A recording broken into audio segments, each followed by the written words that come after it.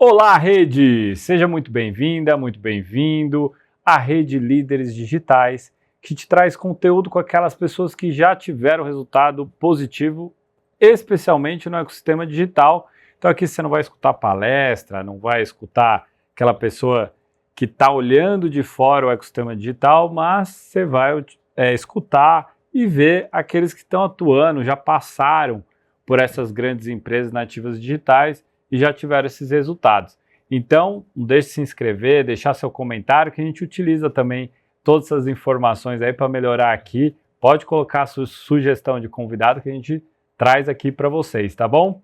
E hoje a gente vai falar de um tema muito importante, talvez um dos mais importantes dessa era digital, que é justamente de marketing, comunicação e como utilizar da melhor maneira nos dias atuais e qual é a perspectiva para esse profissional no futuro. É uma área que vem se desenvolvendo, hoje tem várias ferramentas que não tinha antes e por isso que a gente trouxe aqui o Leandro. Leandro, obrigado pela sua presença aqui. Antes de mais nada, conta um pouquinho aí da sua trajetória até você chegar aqui. Olá, Vitor, obrigado pela oportunidade, prazer estar aqui com vocês.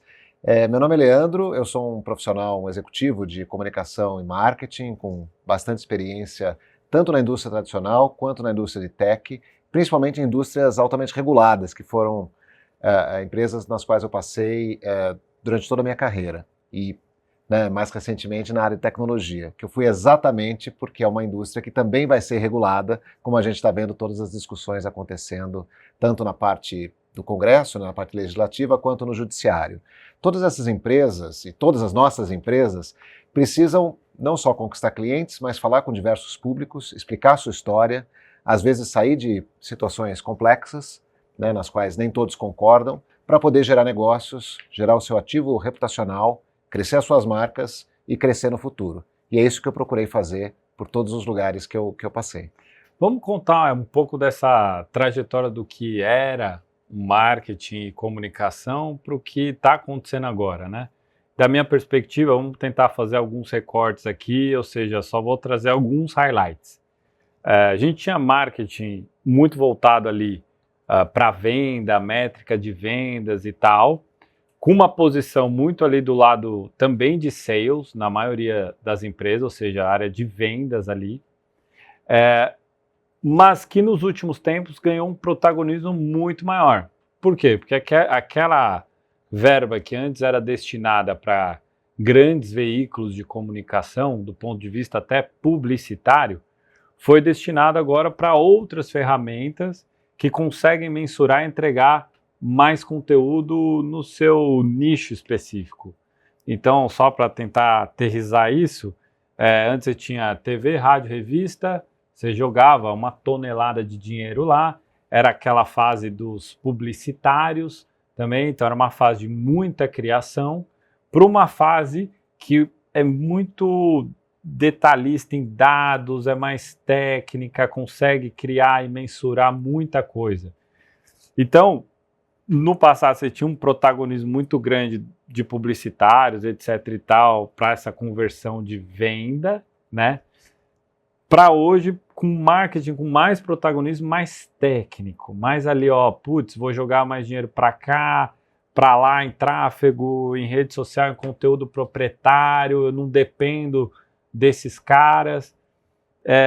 O que você vê nessa transição, que é o elemento mais divisor de águas ali, quando a gente fala de marketing, comunicação, enfim, trabalhar nesse ambiente que você produz o seu próprio conteúdo e não fica dependente ali de grandes veículos de mídia? Eu acho que teve dois movimentos. Um você trouxe, que é a multiplicidade de canais. Então, antes você tinha uma concentração muito grande do poder da mídia, o broadcast, como a gente chama, de um para muitos, concentrado nas revistas, jornais, televisões. E hoje, mas nos últimos 20 anos isso mudou para ser uma multiplicidade de canais, que cada um de nós somos mídia, então isso mudou muito. Mas o segundo que eu destacaria, que é quase tão importante quanto o primeiro, e se soma ao primeiro, é o poder do consumidor. Então, no caso do Brasil, acho que isso foi muito forte por conta da Lei do Consumidor, que é de 90, então já tem 35 anos quase, que trouxe para o consumidor muitos direitos que ele não tinha. Ele era um uma pessoa, né, um ser dentro da cadeia pouquíssimo empoderado. E ele começou a ganhar poder por conta da lei, do legislativo, dos PROCONs e tudo mais. E quando ele ganhou, além do poder judiciário, digamos assim, legal, o poder da mídia, isso tornou muito poderoso. Isso mudou os mercados e deu a ele um empoderamento que ele não tinha. E quando você está na empresa, no marketing, em vendas, na parte institucional, você tem que levar isso em conta, porque você não fala para muitos. Aliás, você fala para muitos, mas individualmente. Você não fala para muitos como se fossem todos iguais. Cada um tem a sua preocupação. E é aí que começa a ficar complicado. Porque você começa, né, no marketing a gente fala de clusterização muito mais sofisticada. Então, antes você tinha 3 tipos de consumidores, né? Hoje você tem 50, 100, 150. No limite, hoje, com inteligência artificial, você pode ter milhões de uns. Né? Até a Globo fez uma campanha com esse tema, né? Porque você consegue individualizar a sua mensagem, no caso até de tech, de algumas indústrias, individualizar a entrega do produto ou a percepção da entrega daquele produto para uma única pessoa. E como um profissional, uma empresa vai lidar com isso? Claro, tornando as suas operações mais complexas, porque aí você não pode mais pensar numa única estratégia para todos. Então você tem que misturar a mídia que você ganha, né, que é a earned media, que era a imprensa do passado. A gente tem imprensa hoje, mas também uma diversidade muito grande. Você não tem mais um único jornal, uma única televisão que fala para todos. Quando você fala dos canais proprietários, você tem que pensar numa multiplicidade de redes sociais, numa multiplicidade de canais próprios, que podem ser eventos, podem ser newsletters, podem ser sites mesmo, landing pages. Você pensa em estratégias de venda tradicionais, com distribuidores, lojas, mas você tem o D2C, né, o Direct to Consumidor, então mesmo indústrias que dependiam de muitos intermediários, você tem os seus próprios canais.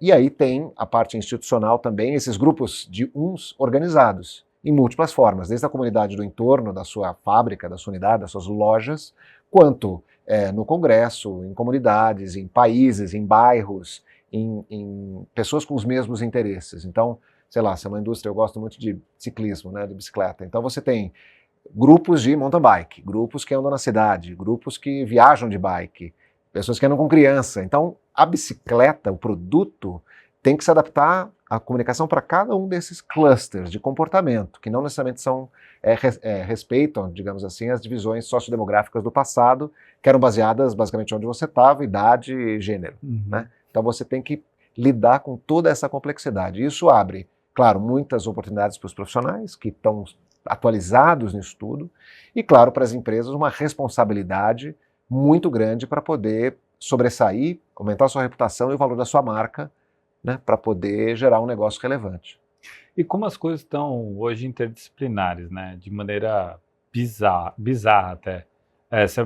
O que você colocou também serve na hora que você faz a engenharia do produto, né? Então, se eu sou vegetariano, eu não quero ver cardápio de churrascaria.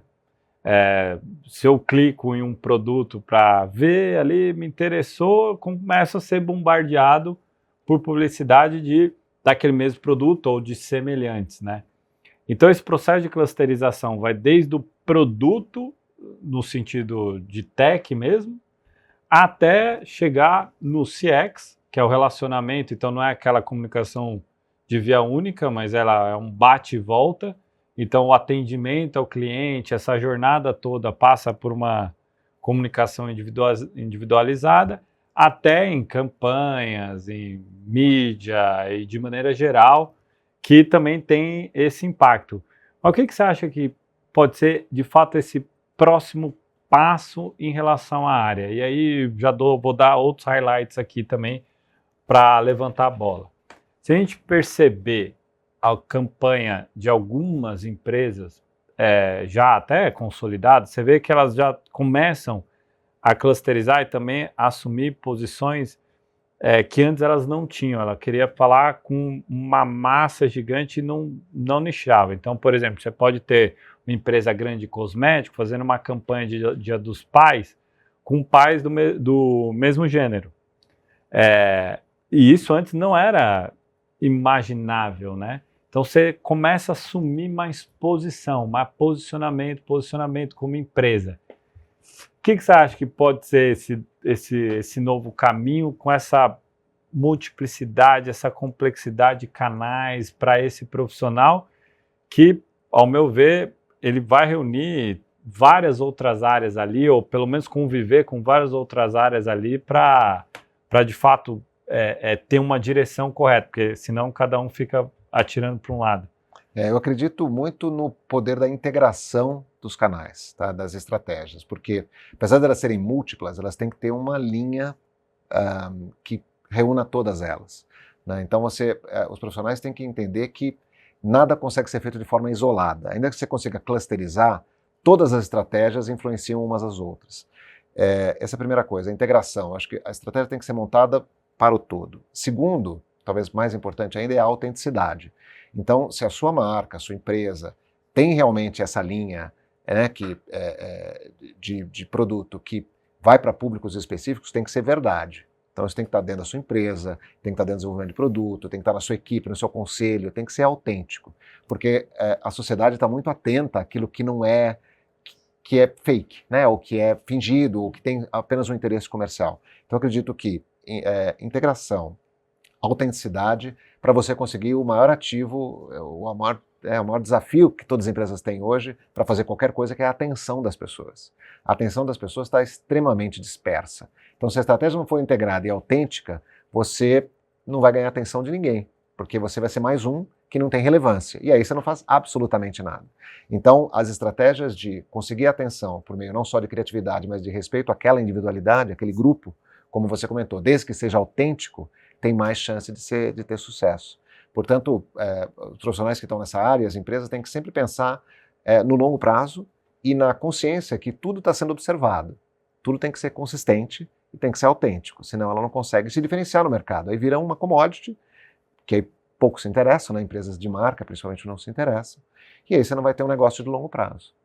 Então, acho que são os pontos que você deve ficar atento. Essa transparência ela é muito importante, até porque aí cruzando com outra área, inclusive, para só mostrar como esse profissional é multifacetado hoje, que é a de ESG. Embora o tema governança ele possa ser tratado à parte, o tema sustentabilidade, seja social ou ambiental, que o abarca, ela também traz essa conotação de transparência. Pô, não adianta você falar que está fazendo, eu quero ver, me mostre então o que você está fazendo, para ter de fato essa conexão com as pessoas. E na parte institucional também, que eu queria que você abordasse um pouco, que é justamente também você trazer esse ponto, ó, tá bom, então se eu estou assumindo uma posição aqui, que é para o meu público, porque eu conheço, eu tenho os dados do meu público, é esse mesmo, como trazer essa autenticidade, essa transparência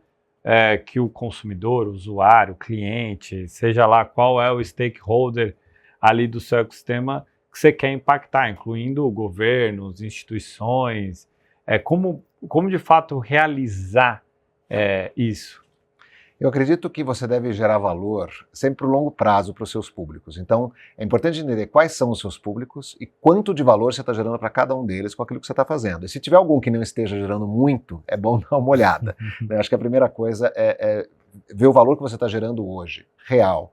E claro, você pode cobrar por isso. Quanto maior valor você gera, mais você pode cobrar, mais margem você tem. Então, essa coisa de relacionamento com públicos, muitas vezes as pessoas dizem, uma coisa institucional. Mas na verdade não é, né? Você pode chamar como você quiser. No final, a gente está falando de negócios. Quanto mais valor você gera, mais respeito você tem, mais você pode capturar parte desse valor para você, os seus acionistas, né, os seus funcionários. Então, acho que gerar valor é chave. Se você gerar valor para longo prazo, e aí o ESG, né, que é uma sigla, né, de meio ambiente, né, environmental, social e governança, que ficou hoje em dia com muitas, tem até algum preconceito sobre isso, como se as empresas tivessem isso como pilar principal, tá? Mas o que a gente deve entender é que o que significa é gerar valor por longo prazo. Então, se você consegue ter um uso consciente do meio ambiente, né, das questões não renováveis ou até renováveis, que seja sustentável no longo prazo, se você consegue ter um relacionamento bom com todo e transparente com seus públicos, seus stakeholders, e consegue retornar esse valor para a sociedade, para quem não está necessariamente na sua cadeia de valor, você vai ser uma empresa ESG, ou seja, você vai ser uma empresa gerando valor por um longo prazo e capturando parte desse valor para continuar crescendo e gerando novos produtos e serviços. Portanto, quando a gente fala dessa geração de valor, a gente inclui não só a comunicação, que foi o que a gente comentou há pouco, né, de entender para quem você está falando e sendo autêntico com ele, mas sim gerando valor, e aí gerando valor para o longo prazo. Se você consegue atingir esses 3 pontos, você consegue ter uma empresa sustentável. E justamente focada nesse ambiente cada vez mais múltiplo, né? Se você for fazer um paralelo com as empresas anteriores, das gerações anteriores, ele preocupava, bom, vou fazer uma comunicação aqui para vender, se der problema, só se der problema, aí eu atendo a pessoa, e os outros stakeholders aqui praticamente vai à la carte. Se tiver alguma coisa, eu vou lá e começo a ter atenção em cima dele, né? Para um contexto, obviamente, que eu já, segundo você está me ensinando aqui, desde o D0 eu vou olhar todos esses públicos para criar um ambiente favorável antes que algo aconteça, né? Então, se eu posso passar uma ferrovia por meio de uma cidade sem falar com quem está lá e esperar o problema chegar para daí, quem sabe eu possa conversar com a comunidade local que eu estou passando a ferrovia, ou eu posso me antecipar e falar com esse stakeholder antes da ferrovia passar. Ou eu gero um valor ali reputacional para essas comunidades previamente antes de eu passar a ferrovia. E aí o ponto é justamente identificar essa direção, né? Porque muitas vezes a gente se perde com a novidade do momento. Então, a novidade do momento agora é, por exemplo, IA ou chatbot. Aí, a novidade do momento a gente acaba agarrando. Então, vou ser mais preciso. Se você olhar o que eventos de varejo falam nos últimos 10 anos, é a mesma história de ser omnichannel. E aí esse ser multicanal, aí eu até brinco, assim, quando eu converso com algumas pessoas que rezam sempre, ficar repetindo cartilha, hoje você não vai, nenhuma empresa grande nativa digital hoje, e sei lá, você consegue pedir uma pizza pelo Instagram, ou você consegue comprar no Instagram do Mercado Livre. Você não... Que omnichannel é esse? É o quê? Enfim, eu queria que você trouxesse muito dessa visão da direção, porque a direção é tão importante quanto utilizar as ferramentas que estão disponíveis. Porque pode ser que para a empresa A tal canal sirva e outro não sirva. E ao invés de se perder nesse emaranhado de propostas e soluções que existem hoje, né? Acho que é importante entender qual que é o consumidor, quem é o consumidor da sua empresa. E como a gente está na rede digital, falando com ferramentas digitais, com empresas nativas digitais ou não, se transformando em digitais, e na verdade hoje todas as empresas têm que ser digitais, senão elas não são nada, né? Não são nem empresas. Então, daqui a pouco a gente não vai falar de empresa digital, mas só empresa, né? Porque se não for digital, não é nada, né? Então a gente tem que ter essa consciência. Alguns princípios básicos permanecem. O digital dá escala, facilita, né? Traz ferramentas novas, traz escala, mas o princípio permanece o mesmo. E o Jeff Bezos já falou isso, olha, eu não sei o que vai acontecer daqui a 10 anos, mas eu tenho certeza que o consumidor vai querer mais variedade, mais barato e mais rápido. Então isso não vai mudar. Então quais são os princípios que não mudam para o futuro? Se você souber esses, você tem grandes chances de conseguir ser diferente no futuro. Porque o futuro ninguém sabe o que vai acontecer. Se vão estar avatares aqui conversando, com os nossos pensamentos aqui capturados dessa conversa e estruturando isso, a gente não sabe, né? A gente vai participar dele, mas a gente não sabe. Mas entendendo os princípios básicos, o seu consumidor principal e tendo os públicos em conta, não só para prevenir problemas, mas, de novo, proativamente gerar valor para eles dentro da sua cadeia. Você gera muito mais negócios sustentáveis no longo prazo. Então, princípios básicos que não mudam. Público adequado, e identificado e capturar a atenção deles. Com isso você consegue gerar um negócio de longo prazo. Mas aí, nesse sentido, eu poderia, dentro dessas premissas, identificar, o meu público, ele recebe mais por carta, ou recebe mais por WhatsApp, ou mais por outro. E aí a gente selecionar onde a gente vai destinar mais esforços sem abandonar o o restante, é por aí, né? Não, talvez abandone. Veja Aham. o que acontece com os jornais. Eu sou jornalista de formação, né? Então eu vejo até com um pouco de tristeza o que acontece com as empresas de mídia tradicional, principalmente impressas. Os jornais existem, né, há 100 anos, mais de 100 anos, né? E eles estão morrendo. Por quê? Porque as pessoas não querem consumir a informação daquela maneira. Não tem tempo de consumir daquela maneira. Então os jornais impressos mesmo praticamente morreram, né? Inclusive no Brasil, quer dizer, o número de exemplares impressos é muito pequeno, estão no digital, ok. Mas a grande maioria das empresas tem uma dificuldade muito grande, porque tem um custo muito alto, tem equipes grandes, isso é difícil. Quem que está sobressaindo e ganhando dinheiro? Quem faz newsletter. Uhum. Que é uma coisa super antiga, vamos lá, do princípio da internet, tem 25 anos. É. Então a newsletter hoje, distribuída por e-mail, com custo de distribuição zero, produzida por poucas pessoas, que é um resumido, uma coisa que é fácil de ler, mais rápida, mais moderna, as pessoas preferem, né? E tem empresas de mídia nos Estados Unidos, inclusive, que valem mais do que empresas tradicionais porque apostaram nesse formato. Então, às vezes não precisa inventar tanto, por isso que é importante entender o princípio, porque às vezes você quer criar coisa mais moderna, vou pegar IA e fazer uma coisa super sofisticada, no final a newsletter resolve. Uhum. Tem uma margem melhor, o consumidor gosta e você vai se destacar do seu concorrente, só falando de jornalismo especificamente. Sim. Mas talvez isso se aplique a qualquer indústria, né? Qualquer um que está nos assistindo, às vezes back to the basics, né? Voltar ao básico faz uma diferença enorme, pode ser a diferença da sua empresa. E para veículos de mídia que eu vejo que estão, de fato, mantendo a estrutura, né?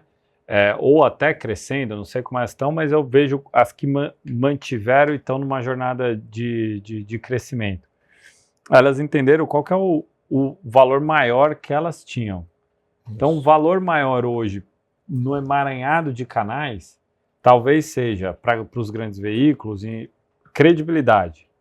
E dentro desse valor credibilidade, começar a inaugurar outras verticais. A gente então vê a Exame com vários cursos EAD que pode subsidiar toda uma estrutura de jornalismo que, putz, é muito importante que a gente mantenha. Só que ele criou aqui uma camada diferente, entendendo qual que é o maior valor que ela tem ali. Então, ela construiu uma credibilidade com muito tempo, né? E aí você vê outros veículos que ainda não entenderam a dinâmica, não que precise ter o curso, né? Mas talvez entender qual que é o valor agregado ali para criar outros tipos de formatos. Isso funciona numa empresa também, né? Vai pegar a empresa que está se transformando digitalmente, talvez do ponto de vista ali, antes de elaboração de todos os planos de marketing, etc. Tal, tem que ter, de fato, um bom produto ali, né, que gera esse valor para tentar achar qual que é a veia ali para ter esse encaixe, né? Para saber o que escolher.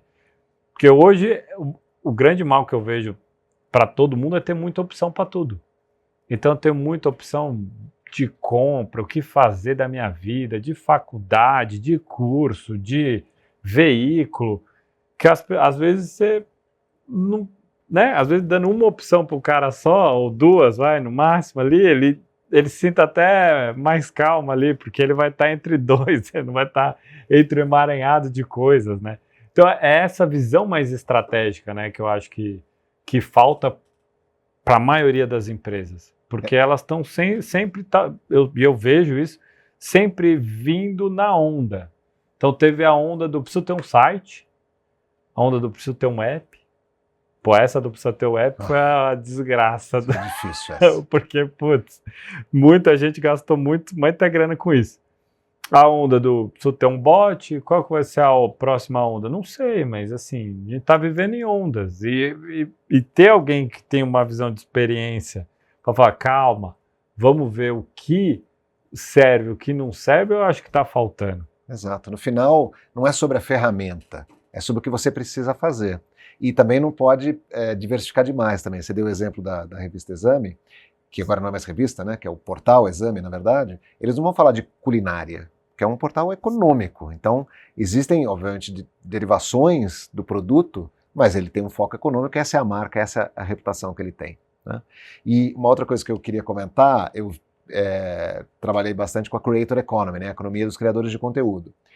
Os criadores de conteúdo são aquelas pessoas que foram empoderadas por poderem transmitir seu próprio conteúdo pelas redes sociais, definir um nicho específico, né? Eu vou falar do quê? De desenvolvimento pessoal, de culinária ou de marketing, enfim, de temas bem específicos e para uma transformação específica da minha audiência. Então eu quero ensinar, né? Tinha exemplos lá na Hotmart de uma pessoa que fazia culinária para fazer sobremesas para bolos de casamento, bem específico, tá certo? E essa pessoa ganhou milhões, tá? Porque ela tinha um nicho, um conteúdo ligado àquilo, conhecia o público dela, que eram pessoas que queriam vender bolo para casamentos, que tem um valor agregado maior, e é isso que ela ensinava, essa era a transformação que ela vendia. Então era hiper nichada, com alto valor agregado para a audiência, e uma transformação muito específica. Será que as empresas tão tradicionais, tem tanto departamento de planejamento e tal, fazem o mesmo exercício, né? Que a Bruna Rebelo, que é essa pessoa específica que eu estou comentando, que é uma criadora de conteúdo, faz? Né? Então, é claro que as proporções são diferentes, dependendo da empresa que a gente está falando, mas acho que o ensinamento, o princípio, vale. Porque ela sabe exatamente para quem ela está falando. Então, a linguagem que ela usa, a comunidade que ela cria em torno da marca dela, dos produtos dela, é muito consistente. Isso gera um valor enorme, tanto para a audiência, que é, né, público principal, quanto para ela como criadora de conteúdo. Consegue ter um nível de vida muito alto a fazer esse exercício. Ou seja, tem um ROI, um retorno muito maior do que se ela tivesse abraçado todo mundo da culinária, né? Exato. E eu vejo isso mesmo, viu, Conte? Assim, às vezes as empresas estão gastando muito dinheiro ali com, vários produtos, serviços, etc. e tal. E aí, por essas e outras, eu vejo alguns profissionais de marketing, inclusive, virando profissionais de produto. Porque o profissional de tecnologia, de antigamente, era um tirador de pedido, né? Aí ele passa a ter protagonismo pro business, então pro core. Então você vê os grandes CEOs das maiores empresas mundiais de tech, são da formação de tecnologia, não da formação de finanças ou administração, que era antigamente, que era o cara, corta custo, corta, vira CEO. Então esse profissional de marketing que tem essa visão ali de geração de valor, de atender de fato esse público, eu vejo também até ele se tornando esse cara de produto, que é o elo de ligação entre o time de tech e o time de business. Exato. Então, é multifacetado, né, esse profissional. Ele tem como gerar valor agregado não só para comunicar, mas inclusive para formatar produto, né? Exato. Isso que eu acho que é tão fascinante assim do marketing. Eu vejo duas áreas muito importantes na nossa era. Um é tech, a outra é marketing. Não tem para onde fugir. São duas áreas com hiper protagonismo na nossa era, né? Exato. E quanto mais esse profissional, né, de marketing de produto, ou quem assumir essa função, conseguir unir essas disciplinas, porque o tech é a ferramenta, né? Mas unir os conhecimentos de marketing para definir um produto adequado para o público adequado e o canal correto para atrair atenção e falar com ele e gerar valor, aí você vai ter realmente a melhor soma, né, e o melhor resultado para a sua empresa. Pô, Conte, obrigado. Como é que as pessoas conseguem te acessar? Busca no LinkedIn, como é que você está? Isso, no LinkedIn, Leandro Conte, né? Leandro Conte vai me encontrar. No Instagram, @leoconte, também é uma forma da gente poder conversar. Boa. E você que ficou até aqui, meu muito obrigado. Não deixe de se inscrever, comentar e também de assistir os outros conteúdos que eu tenho certeza que você vai aprender bastante, assim como eu, tá bom? Até o próximo conteúdo. Valeu!